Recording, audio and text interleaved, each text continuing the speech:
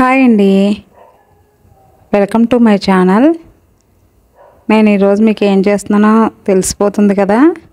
Summer వచ్చేసింది కదండి, అందుకని మనం చల్లగా ఐస్ క్రీమ్ చేసుకుని ఐస్ క్రీమ్ రెడీ చేసుకుందామా. ఐస్ క్రీమ్స్ వచ్చేసి నేను ఫ్లేవర్స్ చేసి చూపిస్తాను. అయితే ఇది వీడియో వచ్చేసి కొంచెం లెంతీగా ఉంటుంది, ఎక్కడ స్కిప్ చేయకుండా చూడండి. ఐస్ క్రీమ్స్ చేయడం ఎలా చేస్తున్నానో చూడండి. ఇది వచ్చేసి ఫస్ట్ వచ్చేసి మీకు వెనీలా ప్లస్ బటర్ స్కాచ్ మీకు చేసి చూపిస్తాను. అంతేకాకుండా ఇంకో 2 ఫ్లేవర్స్ కూడా మీకు చేసి చూపిస్తాను. ఎక్కడ కూడా స్కిప్ చేయకుండా చూడండి. అయితే మనం ఆలస్యం చేయకుండా వీడియోలోకి వెళ్ళిపోదాం. మీరు ఫస్ట్ ఒక ప్లాస్టిక్ బాక్సెస్ అవి కూడా రెడీ పెట్టుకోవాలి. మీరు ఐస్ క్రీమ్ స్టోర్ చేసుకోవడానికి బాక్సెస్ అయితే రెడీ చేసుకోవాలి. నేను ఫస్ట్ వచ్చేసి మీకు ఫుల్ ఫ్యాట్ మిల్క్ చూపిస్తున్నాను. ఆల్రెడీ నేను కాచి పెట్టుకున్నాను ఉదయాన్నే. అవి వచ్చేసి ఫుల్ ఫ్యాట్ అన్నమాట.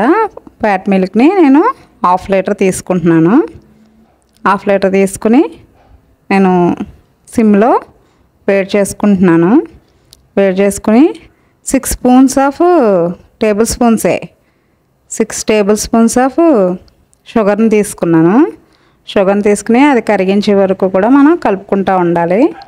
తర్వాత వచ్చేసి నేను కొలుచుకున్న నేను పాలను కొలుచుకున్న గ్లాస్తోనే అన్నీ కూడా మీకు చేసి చూపిస్తాను.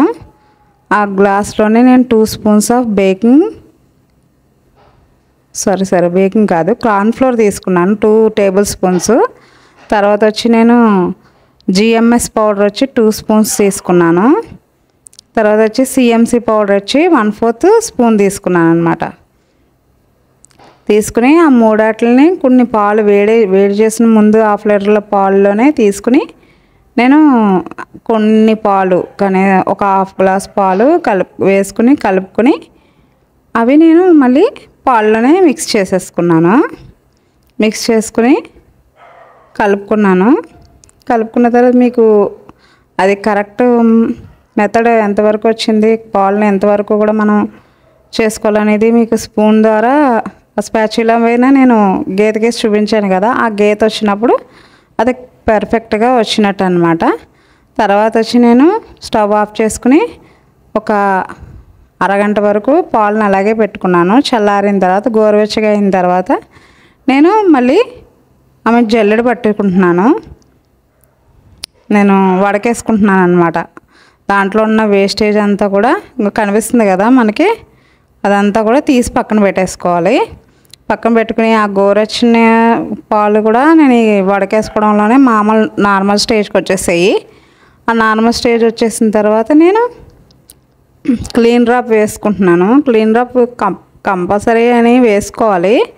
క్లీన్ డ్రాప్ వేసుకోవడం వల్ల డీప్ ఫ్రిడ్జ్లో మనకి క్రిస్టల్స్ అనేవి ఏర్పడకుండా ఆ పాలు మిశ్రమానికి పర్ఫెక్ట్గా అవుతుందన్నమాట. క్లీన్ డ్రాప్ లేని వాళ్ళు నార్మల్ క్లాత్ అయినా వేసుకోవచ్చు. దాంతోపాటు ఐస్ క్రీమ్ చేసుకునే ముందు ఫ్రిడ్జ్ని అయితే ఫుల్ ఐస్ కట్టేలాగా మనం ఫ్రిడ్జ్ని -, డిగ్రీస్లోకి పెట్టుకోవాలన్నమాట. ఐస్ క్రీమ్ ఎంతలో ఉంటుందో అంత నేను అలా పెట్టుకున్న తర్వాత తీసి నేను ఒక 6 అవర్స్ ఫ్రిడ్జ్లో పెట్టుకున్నాను. ఫ్రిడ్జ్లో పెట్టుకున్న తర్వాత 6 అవర్స్ తర్వాత బయటికి తీసి నేను ఒక బౌల్లోకి తీసుకున్నాను. ఇప్పుడు మీకు ఐస్ క్రీమ్ ఎలా తయారు చేయాలో చూపిస్తున్నాను. దాంతోపాటు మీకు ఇప్పుడు ఒక క్రీమ్ చూపించాను కదా, విప్పింగ్ క్రీము. ఆ విప్పింగ్ క్రీమ్ని నేను స్టార్ విప్ వాడతాను అనమాట.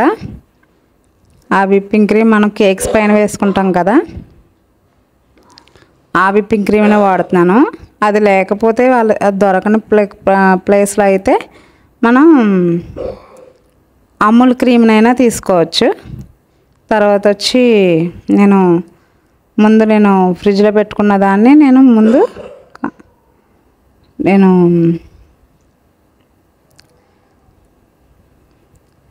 విప్ చేసుకుంటున్నాను.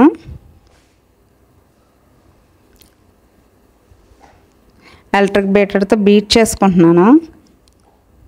తర్వాత వచ్చేసి నేను స్టార్ విప్ ముందు చూపించాను కదా, అది నేను ఒక 250 ml తీసుకున్నాను. మన మెజరింగ్ కప్స్లో అయితే పెద్ద కప్లో తీసుకుంటున్నాను అనమాట. తీసుకుని అది కూడా యాడ్ చేసుకున్నాను. నాకు ఫస్ట్ వచ్చేసి ఆ క్రీమ్ వచ్చి నేను డీ ఫ్రిడ్జ్లో పెట్టుకున్న పాలు, జిఎంఎస్ సిఎంసి పౌడర్ వచ్చి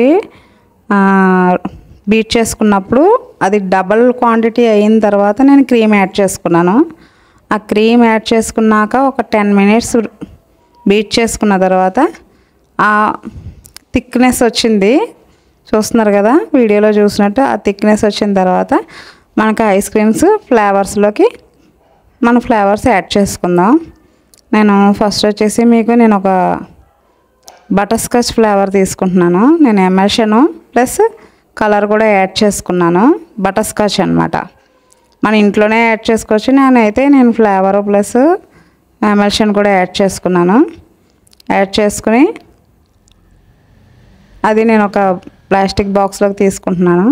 మన ప్లాస్టిక్ బాక్సెస్ అయినా పర్వాలేదు. తర్వాత దానికి వచ్చి బటర్ స్కాచ్ బాల్స్ బయట దొరుకుతాయి మన కేక్ మెటీరియల్ షాప్స్లో, అవి కూడా యాడ్ చేసుకున్నాను అనమాట.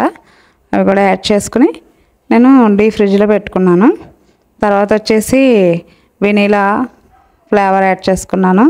ముందు ఒక క్రీమ్ తీసుకుని మనకి ఎంత కావాలంత తీసుకున్న తర్వాత దాంట్లోకి నేను vanilla essence, only vanilla essence వేసుకున్నాను. వేసుకుని అది కూడా నేను బాక్స్లో పెట్టేసుకున్నాను. తర్వాత వచ్చి మీకు 2 ఫ్లేవర్స్ చెప్తా అన్నాను కదా, అది వచ్చేసి నేను స్ట్రాబెర్రీ ఫ్లేవర్ ఒకటి తీసుకుంటున్నాను.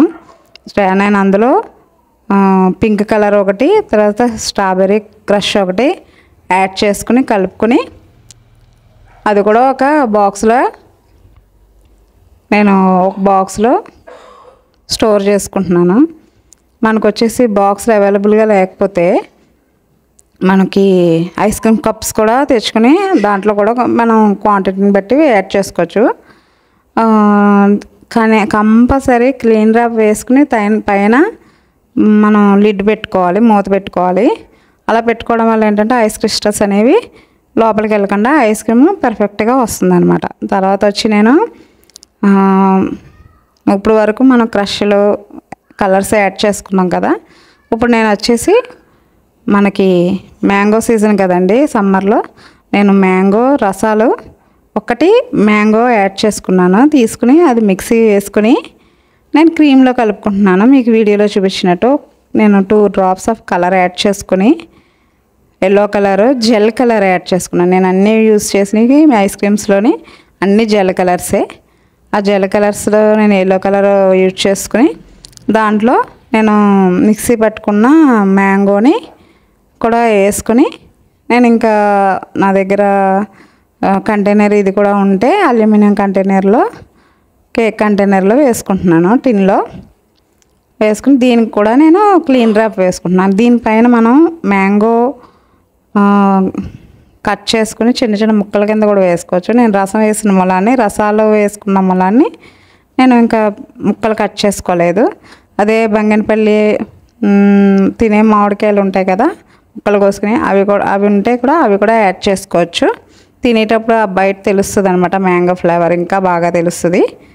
నేను ఇంకా రసాలు వేసాము వల్లనే ఆ టేస్ట్ అనేది అందులో తెలుస్తుందని నేను ఇంకా రసాలే యూజ్ చేశాను.